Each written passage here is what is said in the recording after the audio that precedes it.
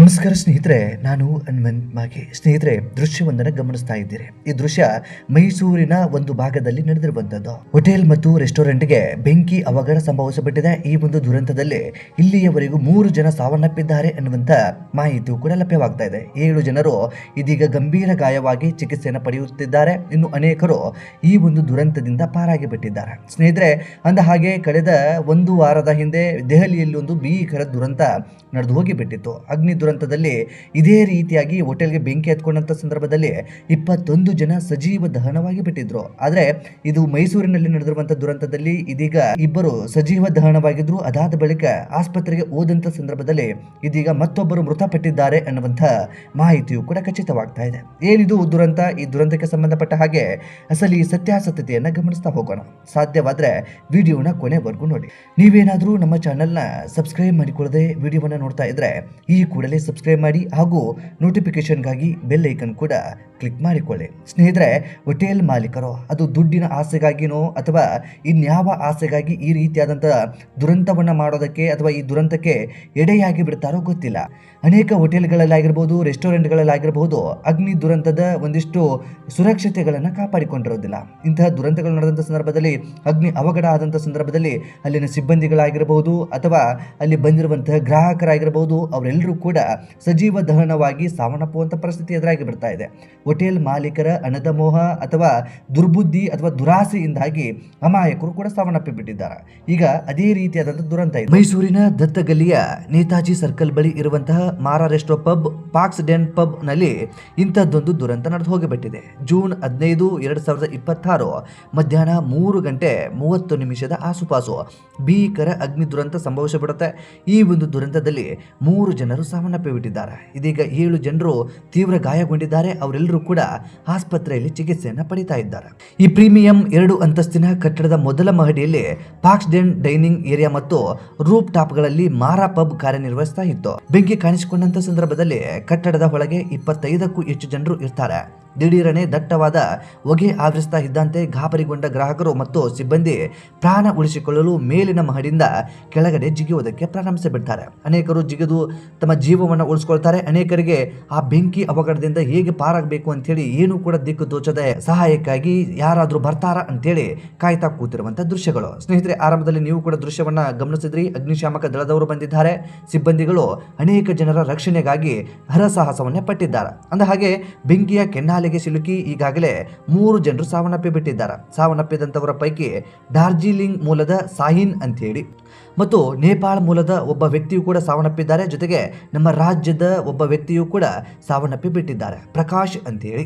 ಈ ಸಾವನ್ನಪ್ಪಿರುವಂಥ ವ್ಯಕ್ತಿಗಳು ತುಂಬಾ ದೊಡ್ಡ ವಯಸ್ಸಿನವರು ಏನಲ್ಲ, ಎಲ್ಲರೂ ಕೂಡ 25ರ ಆಸುಪಾಸಿನವರು ಅಂಥೇಳಿ ಇದೀಗ ಮಾಹಿತಿಯು ಕೂಡ ಲಭ್ಯವಾಗ್ತಾ ಇದೆ. ಇನ್ನು ಈ ಒಂದು ದುರಂತದಲ್ಲಿ 7 ಜನರು ತೀವ್ರ ಸುಟ್ಟ ಗಾಯಗಳು ಮತ್ತು ಹೊಗೆಯಿಂದಾಗಿ ಉಸಿರಾಟದ ಸಮಸ್ಯೆಗೆ ಒಳಗಾಗಿದ್ದಾರೆ. ಅವರನ್ನ ತಕ್ಷಣ ಹತ್ತಿರದ ಆಸ್ಪತ್ರೆಗೆ ದಾಖಲಿಸಲಾಗಿದೆ.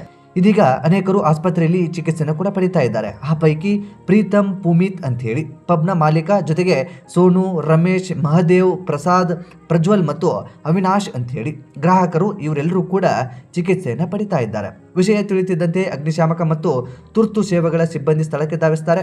ಅಗ್ನಿಶಾಮಕ ದಳದವರು 7 ಜನರನ್ನ ಸುರಕ್ಷಿತವಾಗಿ ಹೊರಗೆ ತಂದು ರಕ್ಷಿಸಿ ಬಿಟ್ಟಿದ್ದಾರೆ. ಇನ್ನುಳಿದವರು ಪಬ್ ಸಂಪೂರ್ಣವಾಗಿ ಬೆಂಕಿಗೆ ಆಹುತಿಯಾಗುವ ಮುನ್ನವೇ ಹೇಗೋ ಹೊರಗಡೆ ಓಡಿ ಬಂದು ಪ್ರಾಣವನ್ನ ಉಳಿಸಿಕೊಂಡು ಬಿಟ್ಟಿದ್ದಾರೆ. ಸ್ನೇಹಿತರೆ, ಅಂದ ಹಾಗೆ ಏಕಾಏಕಿಯಾಗಿ ಈ ಒಂದು ದುರಂತ ನಡೆದು ಹೋಗೋದಕ್ಕೆ ಅಥವಾ ಈ ಬೆಂಕಿ ಹತ್ಕೊಂಡು ಉರಿಯೋದಕ್ಕೆ ಮುಖ್ಯವಾದಂಥ ಕಾರಣ ಏನು ಅಂತಂದ್ರೆ ಆ ಪಬ್ನ ನಿರ್ಮಾಣ. ಅಂತಂದ್ರೆ ಸಾಕಷ್ಟು ಅಲ್ಲಿ POP ಕೆಲಸಗಳಾಗಿರ್ಬೋದು ಅಥವಾ ಕಟ್ಟಿಗೆಯನ್ನು ಬಳಸಿಕೊಂಡು ಕೆಲಸವನ್ನ ಮಾಡಿರುವಂತದ್ದಾಗಿರ್ಬೋದು, ಈ ರೀತಿಯಾಗಿ ಕಾಂಕ್ರೀಟ್ ಬಳಕೆ ಇಲ್ಲದೆ ಮಾಡಿರುವಂಥ ದುರಂತದಿಂದಾಗಿ ಅಥವಾ ಅಟ್ರಾಕ್ಷನ್ಗಾಗಿ ಆ ಒಂದು POP ಹೆಚ್ಚಾಗಿ ಬಳಸ್ತಾರೆ. ನಿಮ್ಮೆಲ್ಲರಿಗೂ ಕೂಡ ಗೊತ್ತಿರುವಂಥ ವಿಚಾರ. ಈ ಪಬ್ಗಳಲ್ಲಾಗಿರ್ಬೋದು ಅಥವಾ ಕೆಲವೊಂದು ಕಡೆ ಎಲ್ಲ ಕಡೆಗೂ ಕೂಡ ಇತ್ತೀಚೆಗಂತೂ POPಯನ್ನು ಬಳಸಿಕೊಳ್ಳುವಂಥ ಕೆಲಸ ಹೆಚ್ಚಾಗ್ತಾ ಇದೆ. ಇಲ್ಲಿಯೂ ಕೂಡ POPಯನ್ನು ಬಳಸ್ಕೊಂಡಿರ್ತಾರೆ. POP ಇರುವ ಕಾರಣದಿಂದಾಗಿ ಅಗ್ನಿ ಸ್ಪರ್ಶವಾಗ್ತಾ ಇದ್ದ ಹಾಗೆ ಒಮ್ಮೆಲೆ ಹೆಚ್ಚಾಗೋದಕ್ಕೆ ಪ್ರಾರಂಭಿಸಿಬಿಡುತ್ತೆ. ಅದನ್ನ ಕಂಟ್ರೋಲ್ಗೆ ತೆಗೆದುಕೊಳ್ಳೋದಕ್ಕಾಗಲಿ ಅಥವಾ ಅಲ್ಲಿಂದ ಜನಗಳು ಎಸ್ಕೇಪ್ ಆಗೋದಕ್ಕಾಗಲಿ ದಾರಿಯನ್ನ ಮಾಡಿಕೊಡೋದಿಲ್ಲ. ಹಾಗಾಗಿ ಈ ಒಂದು ದುರಂತದಲ್ಲಿ 3 ಜನರು ಸಾವನ್ನಪ್ಪಿ ಬಿಟ್ಟಿದ್ದಾರೆ. ಇನ್ನು ಪ್ರಾಥಮಿಕ ತನಿಖೆಯ ಪ್ರಕಾರ ಶಾರ್ಟ್ ಸರ್ಕ್ಯೂಟ್ ಆಕಸ್ಮಿಕ ಬೆಂಕಿ ಅವಘಡಕ್ಕೆ ಕಾರಣ ಇರಬಹುದು ಅಂತ ಹೇಳಿ ಮೈಸೂರು ಪೊಲೀಸರು ಶಂಕಿಸಿದ್ದಾರೆ. ಈ ಘಟನೆಗೆ ಸಂಬಂಧಿಸಿದಂತೆ ಅಧಿಕೃತ ತನಿಖೆ ಆರಂಭವಾಗಬೇಕಾಗಿದೆ. ಪಬ್ ಸೂಕ್ತ ಅಗ್ನಿ ಸುರಕ್ಷತಾ ನಿಯಮವನ್ನ ಪಾಲಿಸುತ್ತಿತ್ತೇ ಇಲ್ಲವೇ ಎಂಬುದು ಅಧಿಕಾರಿಗಳು ಪರಿಶೀಲನೆ ಮಾಡೋದಕ್ಕೆ ಮುಂದಾಗಿದ್ದಾರೆ. ಇಂತಹ ದುರಂತಗಳು ನಡೆದಂಥ ಸಂದರ್ಭದಲ್ಲಿ ಮಾತ್ರ ನಮ್ಮ ಅಧಿಕಾರಿಗಳು ಎಚ್ಚೆತ್ತುಕೊಳ್ತಾರೆ. ಅಗ್ನಿ ಸುರಕ್ಷತೆಯನ್ನ ನಿಯಮವನ್ನ ನಿಜವಾಗಿಯೂ ಪಾಲಿಸ್ತಾ ಇದ್ರಾ ಇಲ್ವಾ ಅಂತದೆಲ್ಲವನ್ನು ಕೂಡ ಮಾಡೋದಕ್ಕೆ ಮುಂದಾಗ್ತಾರೆ. ಪೂರ್ವದಲ್ಲಿ ಯಾರು ಕೂಡ ಅಧಿಕಾರಿಗಳು ಎಲ್ಲರೂ ಕೂಡ ಕೈ ಕಟ್ಕೊಂಡು ಕೂತ್ಕೊಂಡು ಬಿಟ್ಟಿರ್ತಾರೆ ಅಂತ ಕಾಣಿಸುತ್ತೆ. ಇಂತಹ ಅವಿವೇಕಿ ಅಧಿಕಾರಿಗಳು, ನಾಲಾಯಕ ವ್ಯವಸ್ಥೆ ಇರೋ ಕಾರಣದಿಂದಾಗಿ ಇಂತಹ ದುರಂತಗಳು ನಡೆಯುವುದಕ್ಕೆ ಕಾರಣಗಳಾಗ್ತವೆ. ಸ್ನೇಹಿತರೆ, ಅನೇಕ ಹೋಟೆಲ್ನ ಮಾಲೀಕರಾಗಿರ್ಬೋದು, ಪಬ್ನ ಮಾಲೀಕರಾಗಿರ್ಬೋದು, ಈ ಬೇರೆ ಬೇರೆಯವರು ಎಲ್ಲ ಏನು ಮಾಡ್ತಾರೆ ಅಂತಂದರೆ, ಈ ಸಂಬಂಧಪಟ್ಟಿರುವಂಥ ಅಧಿಕಾರಿಗಳಿಗೆ ಒಂದಿಷ್ಟು ಲಂಚವನ್ನು ಕೊಡ್ತಾರೆ, ಹೆಚ್ಚು ಖರ್ಚು ಮಾಡೋದಿಲ್ಲ, ಹೇಗೆ ಬೇಕೋ ಹಾಗೆ ನಡೆಸೋದಕ್ಕೆ ಪ್ರಾರಂಭಿಸಿಬಿಡ್ತಾರೆ. ಆ ಕಾರಣದಿಂದಾಗಿಯೇ ಇಂತಹ ದುರಂತಗಳು ನಡೆದು ಹೋಗಿಬಿಡ್ತವೆ.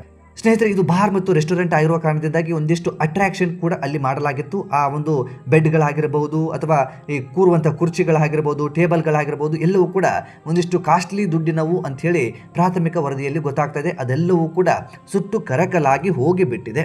ಒಂದು ಹಂತಕ್ಕೆ ಈ ಒಂದು ದುರಂತ ನಡೆದಿರುವಂಥದ್ದು ಬಹುತೇಕ ಆ ಅಂಗಡಿಯ ಮಾಲೀಕ ಅಥವಾ ಒಂದು ರೆಸ್ಟೋರೆಂಟ್ನ ಮಾಲೀಕ ಏನಿದ್ದಾನೆ ಆತನ ಜೀವನವನ್ನೇ ಬರ್ಬಾದು ಮಾಡಿ ಹಾಕಿದೆ ಅಂತಲೇ ಹೇಳ್ಬೋದು. ಒಂದು ಕಡೆ ಆ ಅವಿವೇಕಿಯು ಕೂಡ ಮಾಡಿದಂಥ ತಪ್ಪುಗಳು ಇಲ್ಲಿ ಮೇಲ್ನೋಟಕ್ಕೆ ಗೊತ್ತಾಗ್ತಾ ಇದ್ದಾವೆ.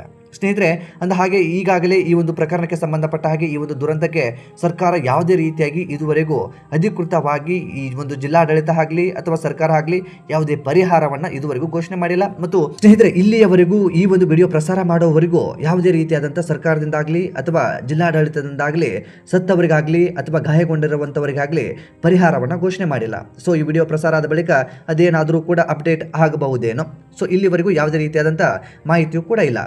ಇನ್ನು ಈ ಒಂದು ದುರಂತದಿಂದಾಗಿ ಅನೇಕ ಸಾರ್ವಜನಿಕರಿಗೂ ಕೂಡ ತೊಂದರೆಯಾಗಿದೆ. ಸಂಚಾರಕ್ಕೆ ತುಂಬಾ ಕಷ್ಟ ಕೂಡ ಆಗ್ತಾ ಇದೆ. ದತ್ತಗಲ್ಲಿಯ ನೇತಾಜಿ ಸರ್ಕಲ್ ಮತ್ತು ಸುತ್ತಮುತ್ತಲಿನ ರಸ್ತೆಗಳಲ್ಲಿ ಪೊಲೀಸರು ಬ್ಯಾರಿಗೇಡ್ಗಳನ್ನ ಹಾಕಿ ತಾತ್ಕಾಲಿಕವಾಗಿ ವಾಹನ ಸಂಚಾರವನ್ನ ನಿರ್ಬಂಧಿಸಿ ಬಿಟ್ಟಿದ್ದಾರೆ. ವಿಧಿವಿಜ್ಞಾನ ತಂಡಗಳು ಮತ್ತು ಕಟ್ಟಡದ ಸುರಕ್ಷತೆಯನ್ನ ಪರಿಶೀಲಿಸುವ ಇಂಜಿನಿಯರ್ಗಳ ತನಿಖೆಗೆ ಅನುವು ಮಾಡಿಕೊಡಲು ಈ ಕ್ರಮ ಕೈಗೊಳ್ಳಲಾಗಿದೆ. ಈ ಮಾರ್ಗವಾಗಿ ಸಂಚರಿಸುವ ಸಾರ್ವಜನಿಕರು ಬದಲಿಗೆ ರಸ್ತೆಯನ್ನ ಬದಲಿಸಲು ಸೂಚನೆ ಕೂಡ ನೀಡಲಾಗಿದೆ. ಒಟ್ಟಾರೆಯಾಗಿ ಇಂಥದ್ದೊಂದು ದುರಂತ ನಮ್ಮ ಮೈಸೂರಿನಲ್ಲೇ ನಡೆದು ಹೋಗಿ ಬಿಟ್ಟಿದೆ. ಯಾರೋ ಮಾಡಿದ ತಪ್ಪಿಗೆ ಇನ್ಯಾರೋ ಬಲಿ ಅನ್ನುವಂತಾಗಿ ಬಿಟ್ಟಿದೆ. ಇದೇನು ನಮ್ಮ ರಾಜ್ಯದಲ್ಲಿ ಪ್ರಪ್ರಥಮ ಬಾರಿಗೆ ನಡೆದಿರುವಂಥ ದುರಂತ ಅಲ್ಲ.